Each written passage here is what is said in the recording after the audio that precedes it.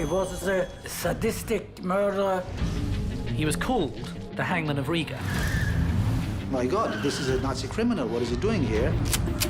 This is something that the state of Israel could not tolerate. The plan is like the best spy novel. Gather all possible intelligence about him, befriend him, and kill him.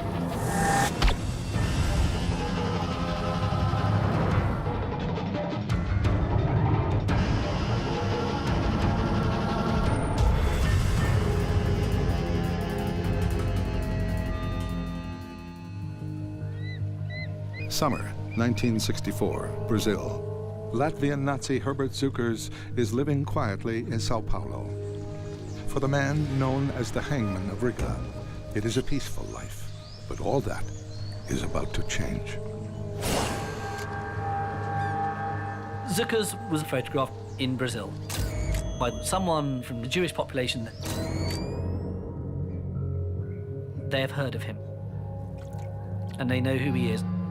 Cukurs was involved in some of the most vile crimes of the Second World War. Cukurs, together with the Latvian Nazis, killed thousands of innocent people, children and elder people and women. And there's a lot of testimony, which I've read in archives from after the war, in which Cukurs, the name keeps coming up. The photos of Cukurs travel halfway around the world to a special Nazi hunting unit within Israel's Secret Service. They kick off one of the most daring missions in the Mossad's history. September 1st, 1964, a Mossad agent is called to a meeting in an operational apartment in Paris. His commander tells him, "We have a very special mission for you. We want to send you to South America to find for us a Nazi called Cukurs." He tells him, "Your name from today onward is Anton Kunzle." He told me that Cukurs was living in Brazil. Cukurs was an officer in the Latvian Air Force before the war. Mid-1941, Hitler invades Latvia. Then Cukurs joins up with a gang of murderers and cutthroats. They went around following Nazi orders to go and commit atrocities on the Jews. In Riga, capital of Latvia, They saw him personally snatching babies from the arms of the mothers and killing them. They burned the synagogue with 300 people in it and didn't let anybody run out. He told me that Cukurs was responsible for the extermination of 30,000 Latvian Jews. Thinking of my parents, who both died in the Holocaust, I agreed immediately. Anton Kunzle was the perfect choice for this kind of operation. First of all, because of his background. Kunzle grew up in Germany when the Nazis came to power. German was his mother tongue. He was part of the team that kidnapped Eichmann 4 years earlier. unlike a desk murderer such as Adolf Eichmann, Cukurs literally had blood on his hands. And they think, what are we going to do? Are we going to do another Eichmann? Are we going to kidnap him? Conduct a trial? Or are we going to do something quite different? They decided this time not to kidnap him and not to put him on trial, but to execute him and have the public reaction to it. The plan: Kunzle will befriend Cukurs and lure him out of Brazil. Assassinating him on Brazilian soil is risky. There could be retaliation against the large Jewish population. If Kunzle is caught, he could be executed. We called him the deceased from the beginning. We were confident the mission will succeed. They wanted to make Nazis all over the world fear of their life. Despite the danger, the Mossad agent has one condition. I asked to go only alone. No squad to watch about me. If it was discovered that somebody was guarding me, it might be my end. But to work alone, he needs a cover story.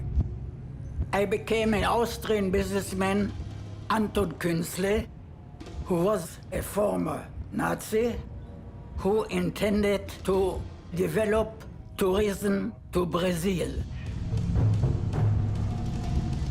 I started growing a mustache.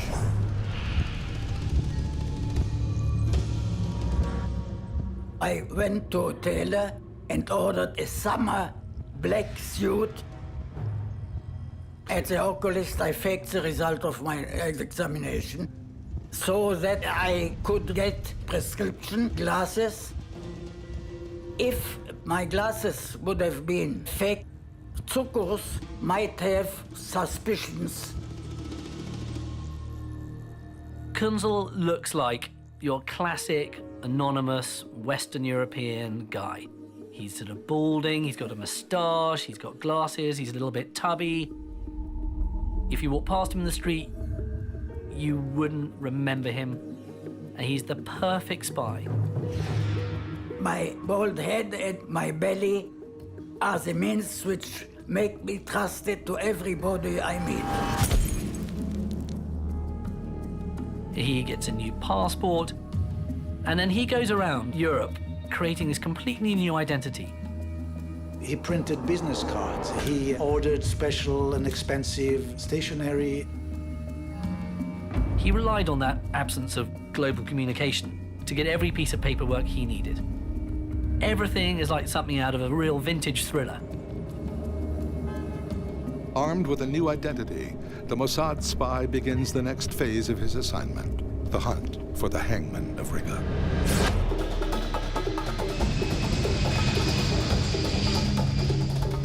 I booked a ticket to Rio de Janeiro.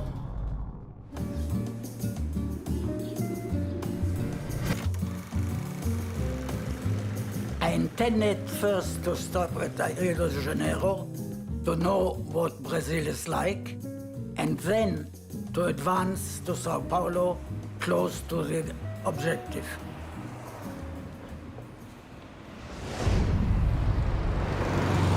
He toured around a couple of days to establish his cover story, tried to build up some contact to the local tourist industry.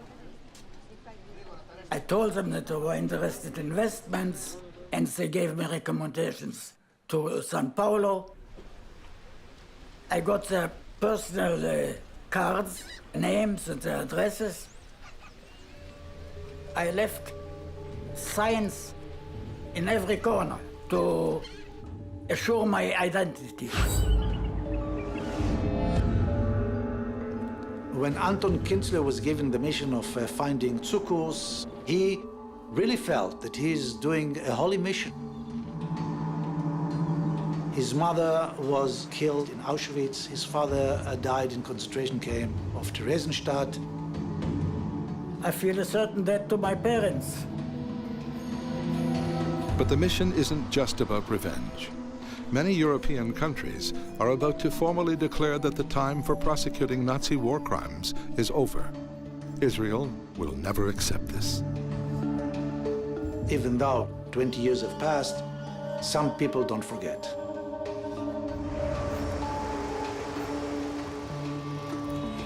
After a week in Rio, Kunzle moves to Sao Paulo and his target, Herbert Cukurs.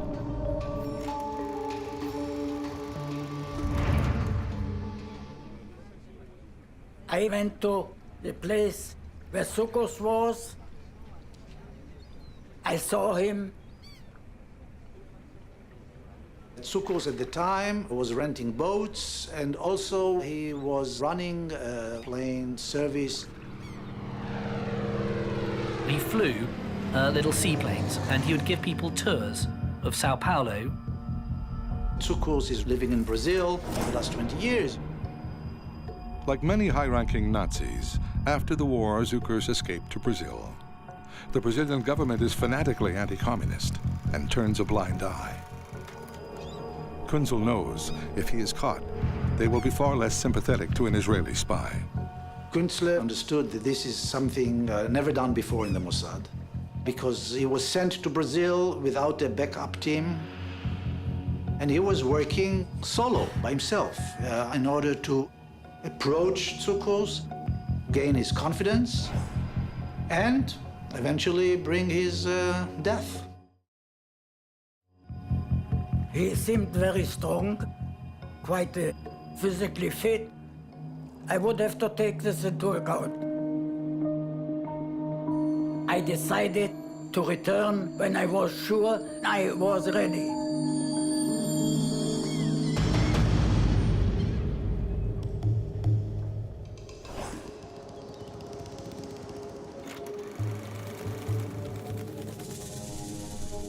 "48 hours after sighting his target, Agent Kunzle returns to the marina, this time to meet with Herbert Cukurs. I decided to hire him for sightseeing flight over Sao Paulo.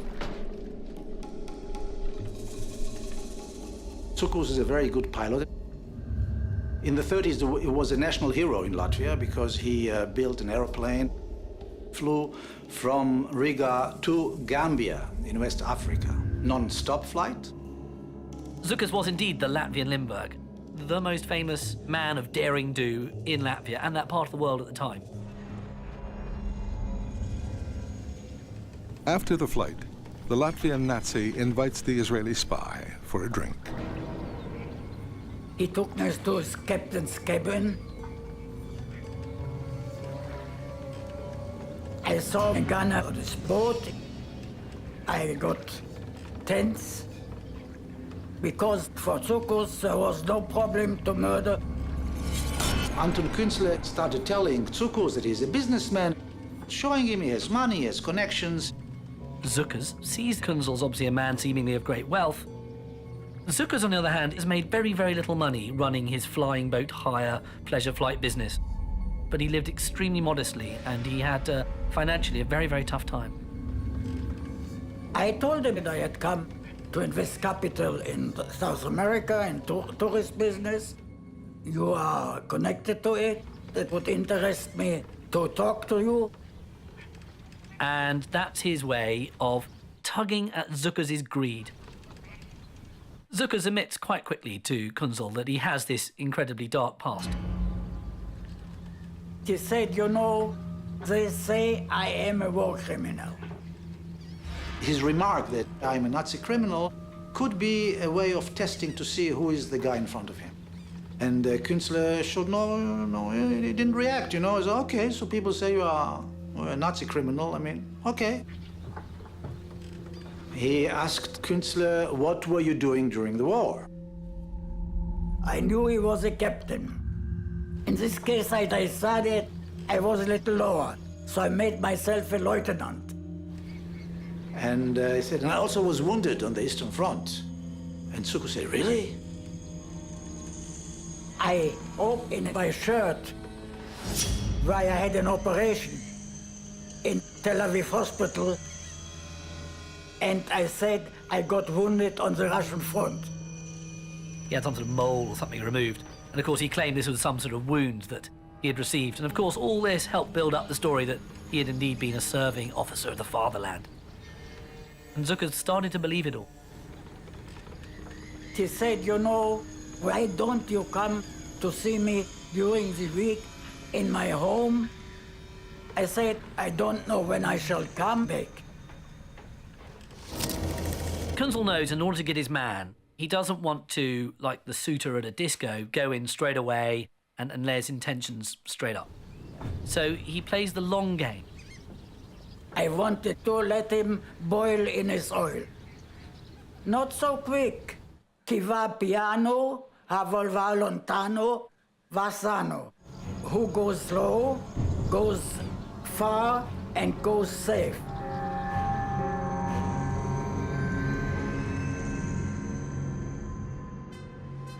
Kunzle went back to the hotel and he sent a message back to headquarters in Tel Aviv. It was in secret ink. The message said, the fish has swallowed the bait.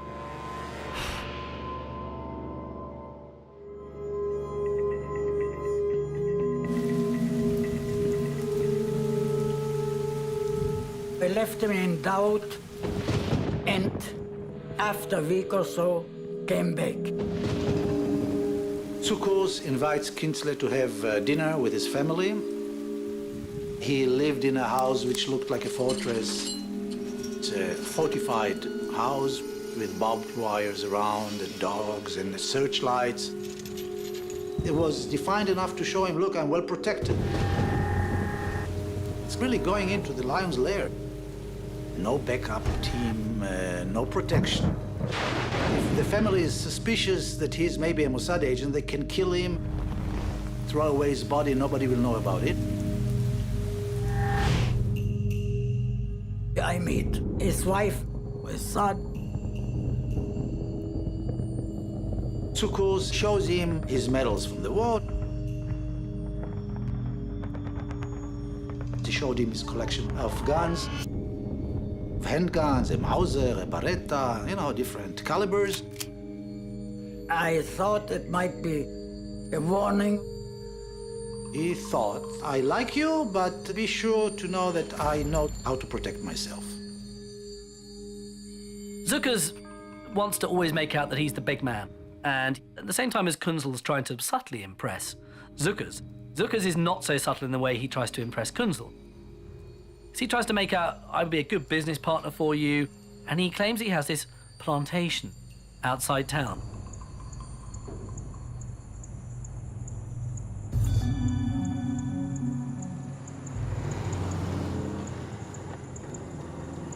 He took me close to the jungle. It's quite a long drive. And obviously, you know, people will need a little rest break. Kunzle suddenly realizes, because he's circumcised, this could be a problem if Cukurs sees this when they urinate on the side of the road. Kunzle was very cunning about it, and he worked out that if Cukurs actually had seen his penis and inquired as to why it lacked a foreskin, he was going to say, well, I caught gonorrhea in a military brothel on the Russian front, and one of the forms of treatment was to be circumcised.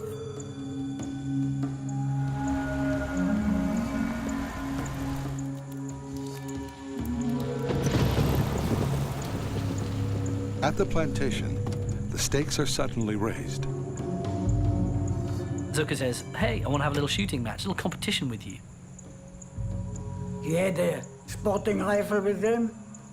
I thought it might be my end. Could Cukurs have been more cunning than him? Could he have lured him up to the banana plantation to kill him? So they set up a target. Cukurs shoots first.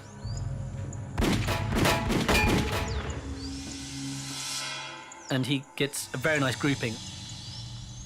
And Kunzle goes, well, it's the type of practice Cukurs got from shooting Jews running away from him on the streets of Riga. Kunzle then is given the rifle. And said, do you still know how to shoot? I said, yes. Cukurs didn't know that Anton was a real marksman. I was the first in Israel to volunteer for the British Army.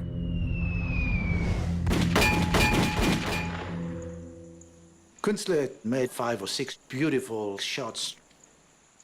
He shoots within a 3-centimeter grouping. It's like that classic moment between two men and one had got the better one than the other. So he said, you're all right. Cukurs admits that Kunzle is the better shot. It's a key moment in the hunt. And it occurs to Kunzle, well, I could just do the job now. I shoot Cukurs, hide his body. Mission accomplished. Nobody will know. I decided not to execute it. I was afraid I might be discovered.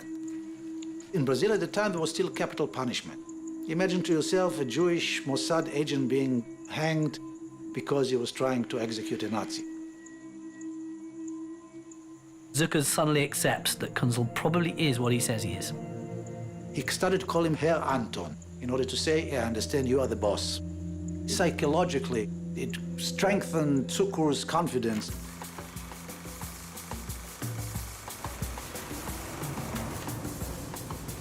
Over the following weeks, the Israeli spy gets closer to the marked man. He takes him for a round of nightlife, you know, glamour. He notices Cukurs is very in control.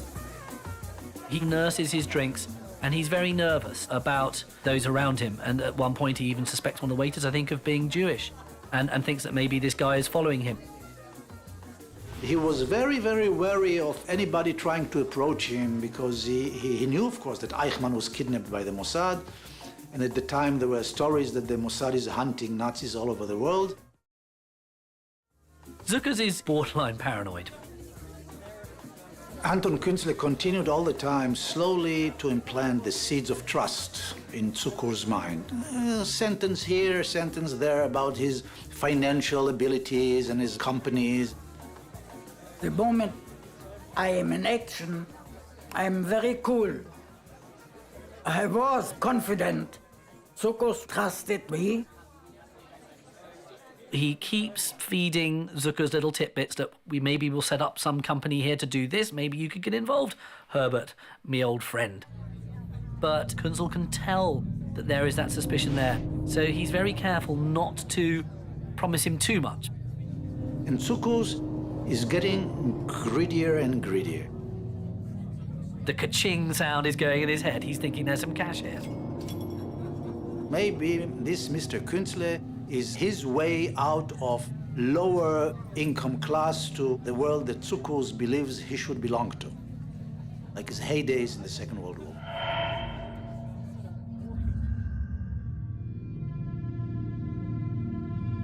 On the first day of the occupation, I was 16 years old. And there was a knock at the door, and there was Herbert Cukurs. And they said, "You're a Jew, you get outside, doesn't matter what you were." That's the last time we saw her dad. And that was the beginning of the end. Cukurs came in and threw us out of my apartment. He took all our belongings. They built a ghetto in the outskirts of town.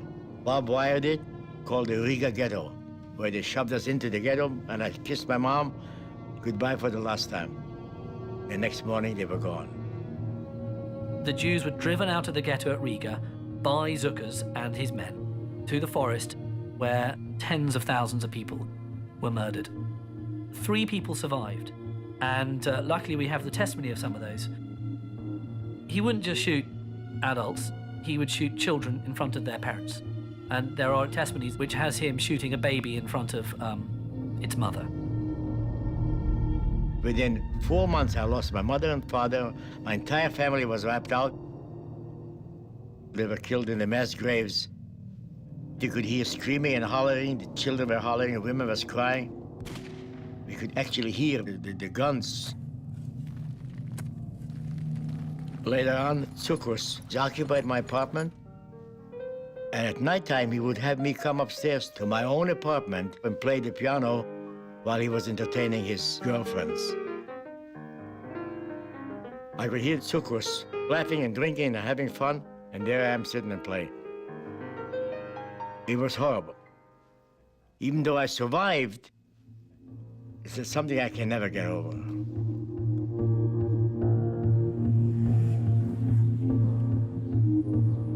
The Israeli spy spends more and more time with the Latvian Nazi. They scout for new investments. They plan future businesses. Kunzle realizes after many more meetings with Cukurs that things are going extremely well. And he realizes that things are now getting into place in order to actually perform the final part of the mission, i.e. the execution. 3 weeks after their first meeting, Kunzle tells Cukurs he has to return to Europe to take care of business. I said, I shall send you a telegram, and I left for Europe. I left him hoping he would be again a rich and important person. But when Anton Kunzle returns to South America, he will not be alone. In Europe, Anton Kunzle plans the next phase of his operation against Nazi Herbert Cukurs. Kunzle goes back to Paris where he discusses with his fellow agents what's the best place to kill him. We decided that if we shall execute him, it would not be in Brazil, but in Uruguay. There's a big Jewish community in Brazil, And if this is seen as Jews killing a Nazi, then there's going to be a backlash against the Jewish population. Uruguay was more democratic than Brazil at the time. A very small Jewish minority. It wouldn't cause such a repercussion. And also important, no capital punishment. Montevideo, the capital of Uruguay, they decide that's the best place. They decide to lure him into an isolated place. Someone from the team would read to him a charge that he was personally responsible for the murder of 30,000 Jews of Riga and execute him on the spot. He's a very, very big, solid guy. And you see pictures of him, and he's got forearms the size of, a boxer's. He's a fearsome proposition. They were expecting to have some kind of a fight. A hit team is built up. Our 4 Mossad people, they are given course in man-to-man combat. They spend a lot of time practicing their karate moves and how to do their martial arts. The hit squad is primed. The balding spy sends the Hangman of Riga a letter urging him to come to Montevideo. As an incentive, he includes a check for plane tickets and expenses. Kunzle decides, I can say that we have a business opportunity we want to explore there. We're a big business, we can do this. Cukurs is reluctant because he's very worried about leaving the country. He feels threatened, he feels unsafe because he won't have the protection of his friends and family around. He was always suspicious. But for the impoverished Nazi, the money proves irresistible. Cukurs had no passport, so he had to file for a Brazilian passport. And Kunzle helps him with background letters and documents saying that he's employing him as his associate.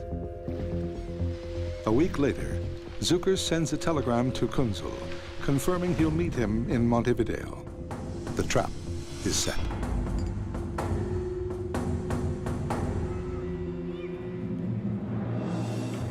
The team of Mossad agents fly out, and they fly into different places at different times, but they all meet in Montevideo in order to plan the next part of this mission.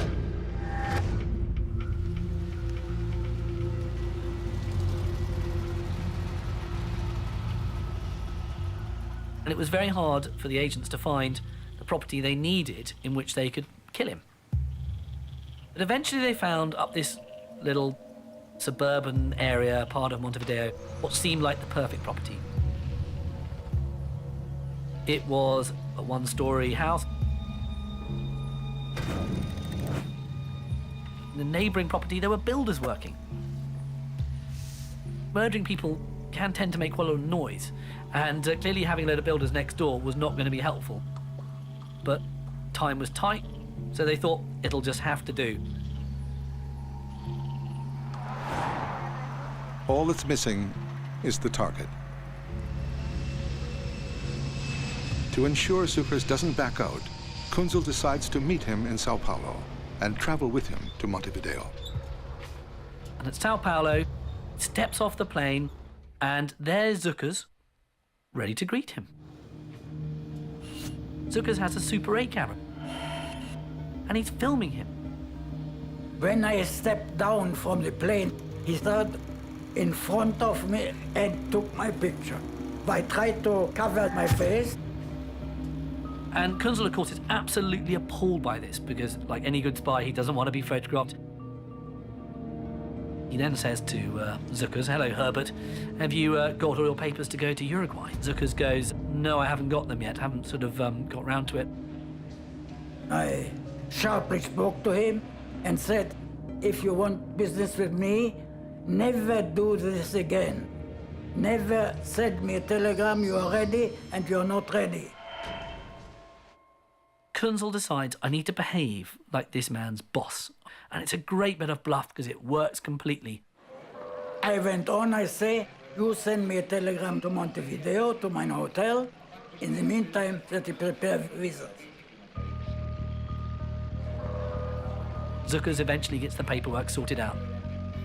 Cukurs gets his passport and then he can fly to Montevideo to meet his good business associate, Mr. Anton Kunzle.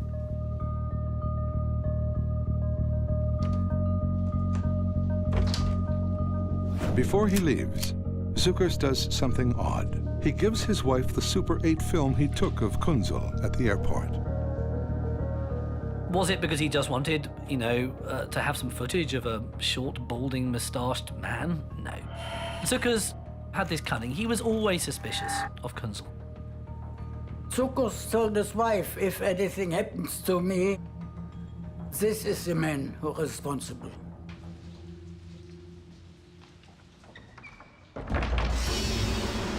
Five months after the Mossad mission was launched, the Latvian Nazi sends word he's flying to Montevideo. He meets the Israeli assassin at his hotel. They check into the very expensive hotel, which is also part of the plan, to calm down Cukurs, to show him that everything is going according to plan. From the beginning, Cukurs had a dual feeling towards Kunzle.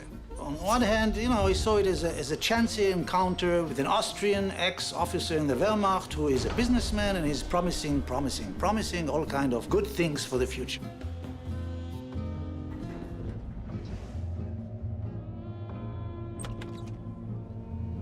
On the other hand, Cukurs was a very clever person. He was alert all the time. He knew that after the war, he will have to pay for his crimes. He knew that he is not innocent.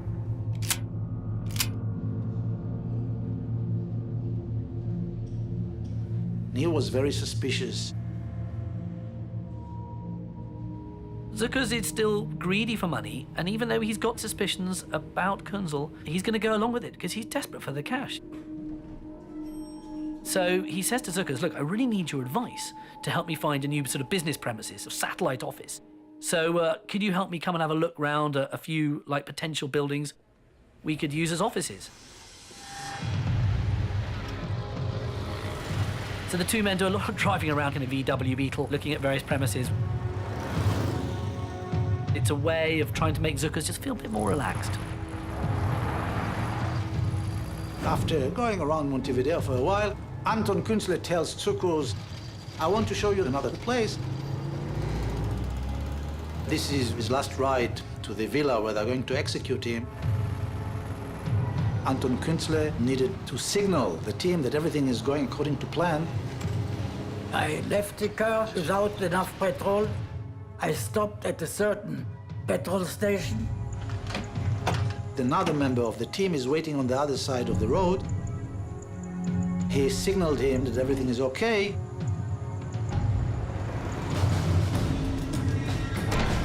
The lookout alerts the hit squad to meet at the house.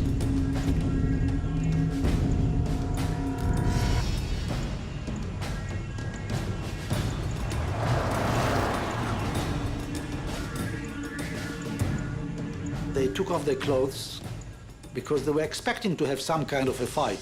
They knew it will not pass without violent reaction from Cukurs. Things could be very messy and very bloody.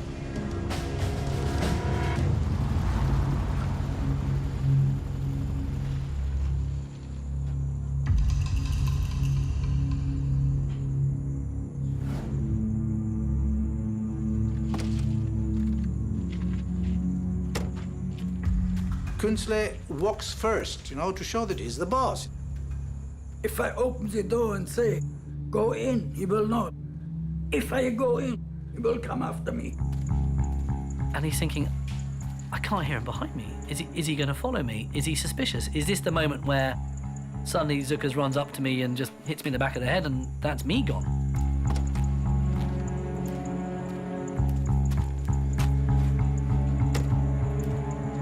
And eventually he hears footsteps. And Cukurs is walking up behind him and he thinks it's going to happen.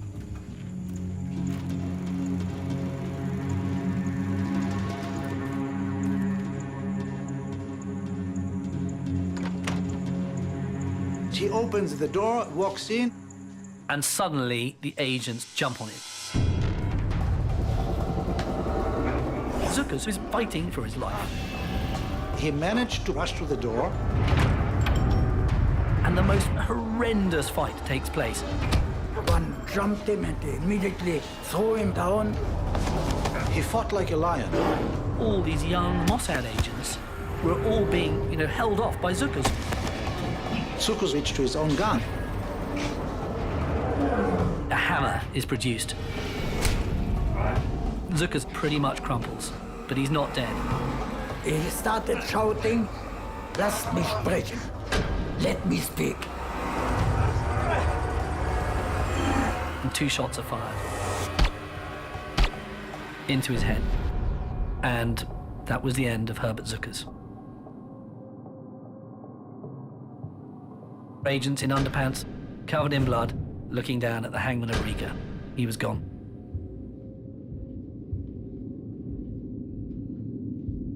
The plan to incapacitate Cukurs and read aloud the judgment against him was abandoned in the struggle. They had prepared in advance a huge trunk.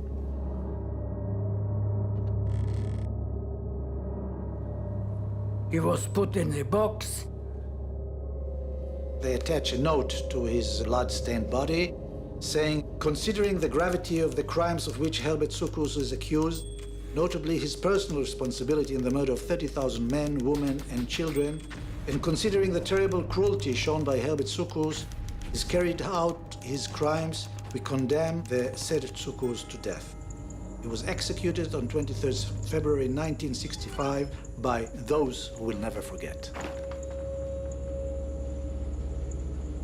He dressed up, and each one went his own way according to plan. And then they all make their way back to Paris. The job is done.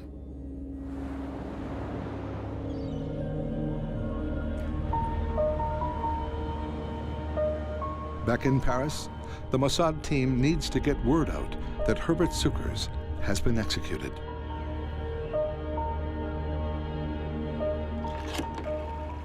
We contacted paper agencies in Uruguay to tell them that the body of this gruesome murderer will be found in a house in Montevideo.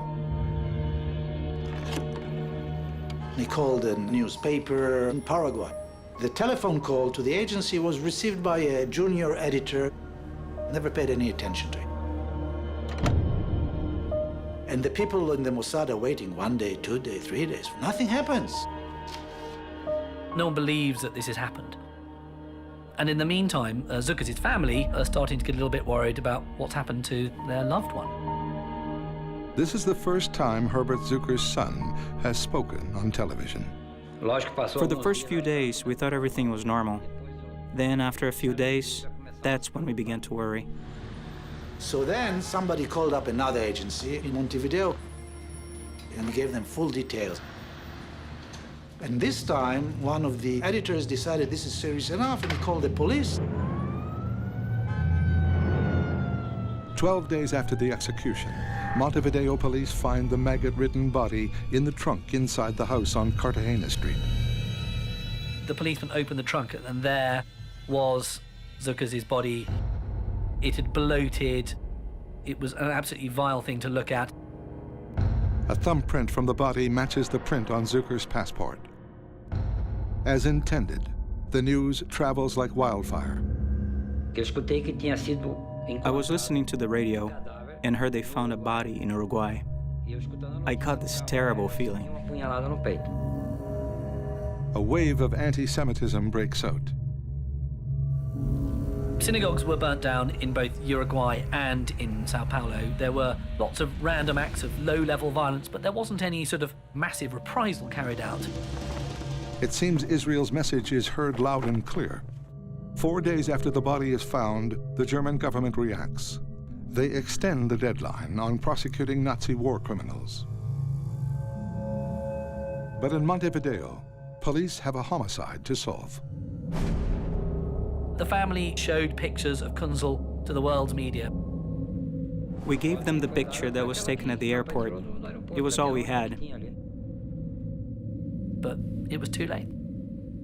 Interpol were called in to try and find out who this Anton Kunzle was. But of course, he retreated back to the anonymity of being a Mossad agent in some town in the middle of Israel. The case goes cold. It would be 20 years before the Mossad admits responsibility for assassinating Herbert Cukurs. I was very proud of the Israelis for doing that. Even though it was horrible, I thought he deserved it. You must always remember, we must never forget. Despite testimony from witnesses like Sasha Semenov, Herbert Cukurs' family denies he committed atrocities against Latvian Jews. We have been waiting 60 years for some kind of proof against my father. If the world can't show any documents that prove his guilt, then declare him innocent.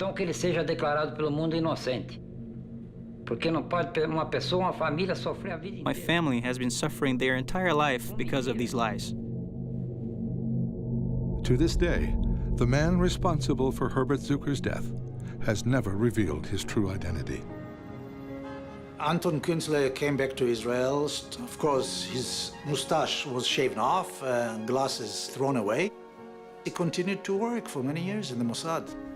They got their man, they did it efficiently. Morally, it's problematic, but it is nevertheless brilliantly done. So it was, in many ways, the perfect mission. I am very satisfied. It was never dull in a moment.